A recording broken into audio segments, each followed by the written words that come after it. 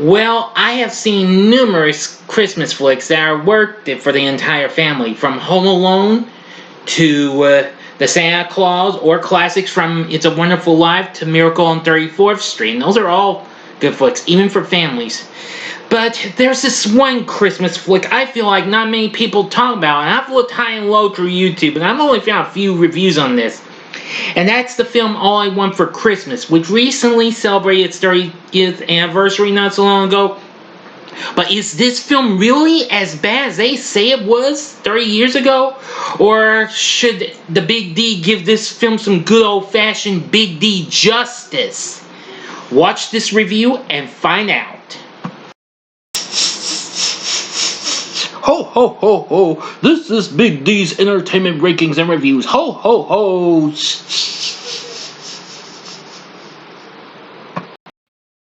So greetings my fellow YouTubers and welcome to Big D's Entertainment Rankings and Reviews. My name's Joel, better known to you as the Big D, and this time around I bring to you a review of the 1991 rom-com of a Christmas film for the whole family, All I Want for Christmas, released by Paramount, directed by Robert Lieberman, starring Harley Jane Kozak, Lauren Bacall, Thora Birch, pre-Hocus Pocus, Ethan Randall, and Leslie Nielsen.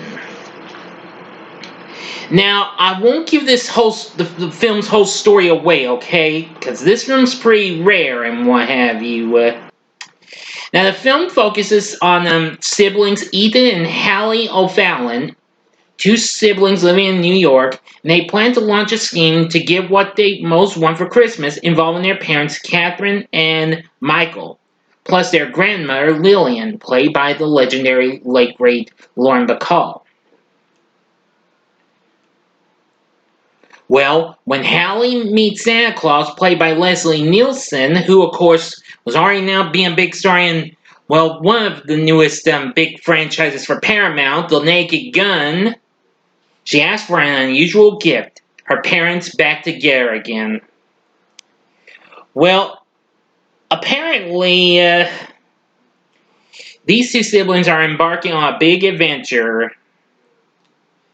I gotta tell you,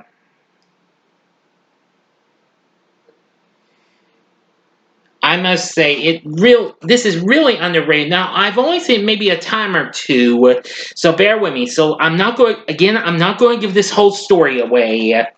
I still think this is pretty much of a nice little movie, but I feel like this film's very underrated. Not many people talk about this film.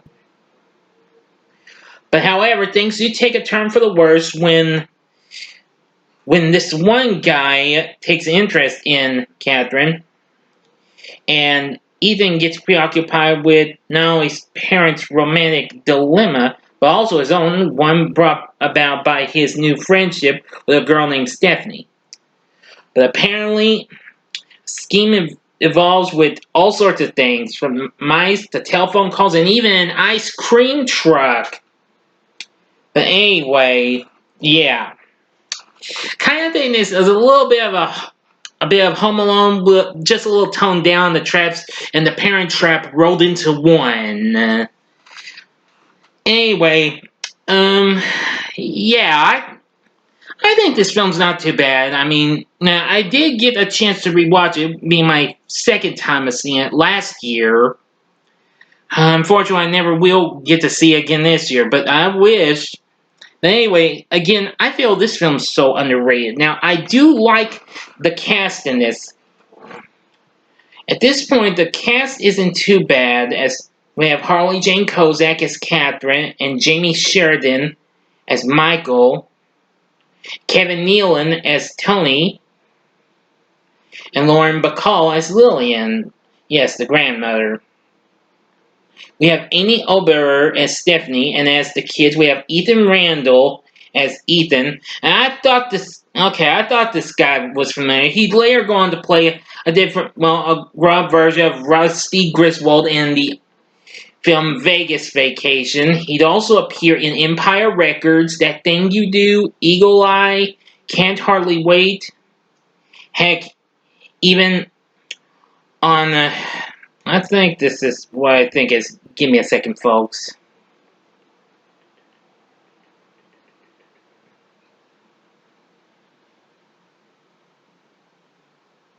Yeah, I thought so. Also on TV's Once Upon a Time. Yeah, I'm gonna say he's not too bad. But I gotta give it to Thora Birch, who, yeah, I had forgotten she was in this before she even became an even bigger star with flicks like Hocus Pocus and Monkey Trouble and of course American Beauty. Yeah. Well, she was pretty good too.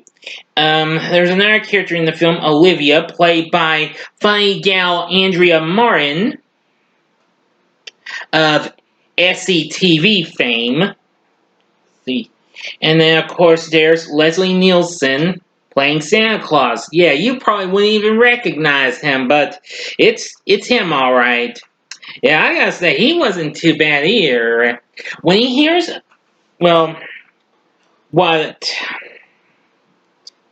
Hallie's wishes, he's like, that's a lot. Yeah, or something like that. I mean, you can find clips from the movie on YouTube at Movie Clips. That's where I had to watch parts of this just to jog my memory a bit before I got into this review. Well, I will say that this film has its fun moments. The score was composed by Bruce Bryan, which I can't remember a whole lot of music, but I do think it seemed to be pretty good, including a theme song by Stephen Bishop. Anyway, the film was unfortunately a major dud at the box office. Critics dissed this film big time. And the film only went on to make 14 million here. Yeah. Now, it has been released on DVD, but that's been like 17 years ago. It's also in the digital format. You can probably rent for a reasonable price on digital, or you can, if you got the AMC Plus, the AMC Plus streaming service, you can see it on there, since AMC is the only network I know of that's been airing this movie lately, but I can't even catch it because they're airing it too early in the morning or if I'm at work, considering this film is rated G. Yeah, that's another thing that's probably gonna surprise you. This film got a G rating and not a PG rating, which I kind of find that to be a little odd, sort of. Nevertheless, I think the kids are good. Some of the cast, like I said, they're not too bad. I liked some of their performances as far as I can remember. But overall, I think the kids and Leslie Nielsen are three of the good things I like about this movie. So anyway, I think in the end, would I recommend All I Want for Christmas? Well, since I can defend this in a little bit of ways, but just to be on the safe side, I'd say maybe give this film a one-time watch only, okay? And if you're not satisfied with it, don't bother with it again, okay? Alright. Now, if you have seen All I Want for Christmas, tell me what you thought about it in the comment section below. If you like this video, click the like button, subscribe to my channel, and be a part of the Big D Nation. And join me next time when I bring to you my ranking of the Harry Potter franchise. Thanks for watching, and if you like this, you may want to consider checking out some of these other holiday flicks that I recently mentioned. In the upper left-hand corner is my review of Home Alone, which came out the previous year, before this, in 1990. The upper right-hand corner is my review of The Santa Claus from 1994, or if you want something else, go to the bottom left-hand corner and see my review of the original Parent Trap from 1961. And the bottom right-hand corner is the button you can click to subscribe. If you like rankings and reviews on movies, TV, music, video games, etc., then I'm your guy. Thanks for watching. Until next time, I'm the Big D saying, see ya.